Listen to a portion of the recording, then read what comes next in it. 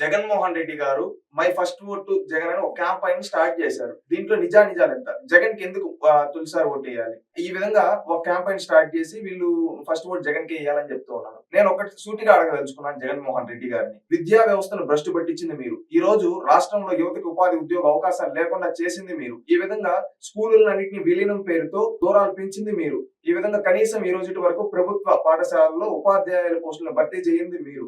ఈ విధంగా ఎంత ఘోరాతి ఘోరంగా అంటే కనీసం అక్కడ ఈ ఒడి, ఆ ఒడి, ఈ దీవెన, ఆ దీవెన అని చెప్పి విద్యార్థులకి ఈ ఒక్క రూపాయి కూడా లాభం చేకూర్చకపోగా వాళ్ళ కుటుంబాల పైన ఎంతో భారాన్ని వేస్తుంది మీరు. పీజీ విద్యార్థులకు ఫీజు రీయింబర్స్‌మెంట్ తీసేసింది మీరు. ఈ విధంగా ఎన్నో చేసి ఈ రోజు మై ఫస్ట్ ఓట్ జగన్‌కి ఏయమని అడుగుతూ ఉన్నారు. సిగ్గుండాలి కదా జగన్మోహన్ రెడ్డి గారు అంటే రాష్ట్రంలోని విద్యార్థులు అంటూ ఉన్నారు. ఎందుకంటే ఒకప్పుడు నువ్వు ప్రతిపక్షంలో ఉండేటప్పుడు ఏమన్నావు? మెగా డిఎస్సి పెడతాను, అందరికి ఉద్యోగాలు ఇస్తా అన్నావు. మెగా డిఎస్సి అనేది పోగా నార్మల్ డిఎస్సి కూడా నువ్వు ఈ 5 ఏళ్లలో పెట్టలేదు.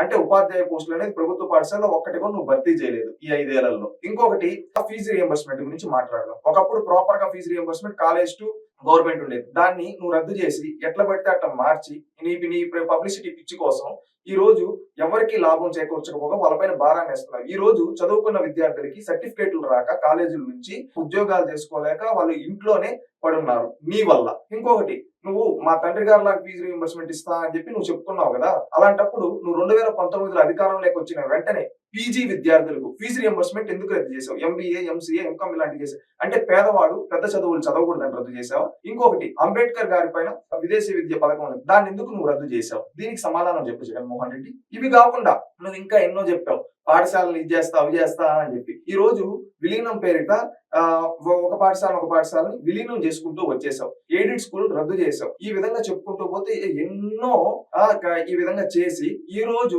మై ఫస్ట్ ఓట్ జగన్ కి ఏంటంటావా? జగన్ అందుకే అంటూ ఉన్నారు. ఏమని అంటున్నారు తెలుసా? రాష్ట్రంలోని యువత ఫస్ట్ టైం ఓట్ వేసే వాళ్ళు మా మొదటి ఓటు సచ్చినా జగన్మోహన్ రెడ్డికి ఏమో. ఎందుకంటే ఇతను మోసగాడు, ఇతను మామ కాదు కంస మామ, మా తలరాతలు మారుస్తా అని చెప్పి ఈ రోజు మాకు భవిష్యత్తే లేకుండా చేశాడు. మేము పక్క రాష్ట్రాలకు వలస వెళ్లే విధంగా చేశాడు. మా తల్లిదండ్రులు మమ్మల్ని కష్టపడి చదివిపిస్తే ఈ జగన్మోహన్ రెడ్డి కనీసం మాకు ఉపాధి ఉద్యోగ అవకాశాలు కూడా చూపించకపోగా మీ బతుకులు ఇంతేరా అనే విధంగా పీజీకి ఫీజు రీయింబర్స్‌మెంట్ చేశాడు. విద్యా దీవెన, వసతి దీవెన అని చెప్పి అది కూడా ప్రాపర్ గా వేయకుండా తన పబ్లిసిటీ పిచ్చులు చేసుకొని తన సొంత పేపర్ కి యాడ్లు వేసుకుంటున్నాడు కానీ మాకు కరెక్ట్ గా ఫీజు వేయటం లేదు.